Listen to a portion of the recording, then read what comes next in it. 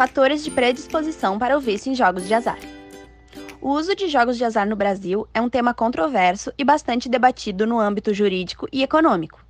Contudo, pouco se menciona a respeito das implicações psicológicas dos jogos de azar e de seu impacto na sociedade, principalmente quando tratamos do jogo patológico e no que concerne à saúde pública. O jogo patológico pode ser definido como comportamento recorrente de apostar em jogos de azar, apesar das consequências negativas decorrentes dessa atividade. O indivíduo perde o domínio sobre o jogo, tornando-se incapaz de controlar o tempo e o dinheiro gasto, mesmo quando está perdendo. Estudos apontam evidências que a fissura experimentada por jogadores patológicos na ausência do jogo pode ser mais severa do que a experimentada por dependentes de álcool. Outros autores destacam a existência de sintomas psicológicos comuns em jogadores patológicos. Ainda, segundo pesquisa do ProAnjo, mais de 73% dos viciados em jogos são também dependentes de álcool e cerca de 60% apresenta dependência em nicotina. Em 1980, a Associação Americana de Psiquiatria reconheceu o jogo patológico como transtorno de controle de impulso, incluindo, em 1980, no Manual Diagnóstico Estatístico de Transtornos Mentais.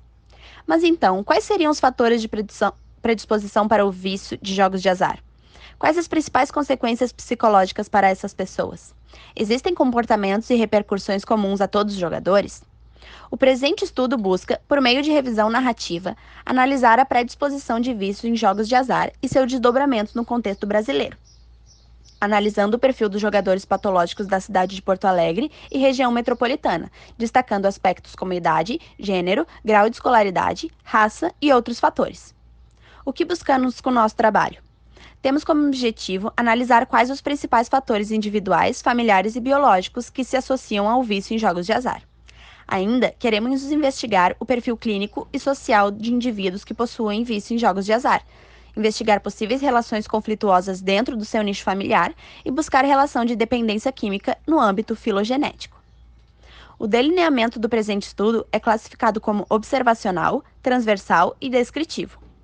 É observacional, uma vez que a pesquisa busca observar e analisar o fenômeno do vício em jogos de azar e suas consequências para a saúde pública, sem manipular variáveis ou intervir na realidade. Ainda é classificado como transversal, pois analisa um período determinado no tempo e a prevalência do vício. Por fim, identifica-se a pesquisa como descritiva, visto que almeja descrever as características da população que sofre com o vício, bem como estabelecer relação entre as variáveis de causalidade. O presente trabalho utilizará uma amostra de saturação teórica, sem um número amostral pré-definido. Serão avaliados homens e mulheres, brasileiros, maiores de 18 anos, alfabetizados, que não possuem deficiência mental que dificulte ou incapacite a resposta de formulários e que estejam participando de grupos de recuperação ou auxílio para viciados em jogos de azar em Porto Alegre ou região. Nossa pesquisa se dará através de uma revisão bibliográfica, realizada por meio de artigos e publicações acerca do tema escolhido. Faremos também a coleta de dados em duas partes, com o uso de questionários e entrevista semi-estruturada, para que o sujeito consiga expor sua subjetividade, a fim de investigar as relações familiares e sociais da amostra em questão, bem como ampliar a compreensão sobre a relação da nossa amostra populacional. A técnica utilizada em nossa pesquisa para análise de dados será de análise de conteúdo, uma vez que buscamos compreender o porquê do vício de jogos se manifestar em determinados grupos, buscando seu fator de predisposição. Nesse sentido, o grupo identificou hipóteses do problema para a futura composição de questionários e entrevistas individuais, com uma amostra pequena de entrevistados que serão estimulados a responder com transparência. Nosso orçamento terá como elementos de despesa equipamentos, materiais, locomoção e remuneração, totalizando R$ 350.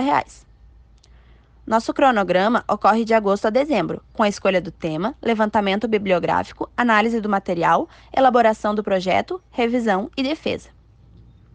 Não obstante a importância da pesquisa sobre o fenômeno, não apenas como elemento de análise científica, mas para possibilitar efetivas políticas públicas mitigadoras, muito pouco se conhece sobre a questão dos jogadores patológicos brasileiros.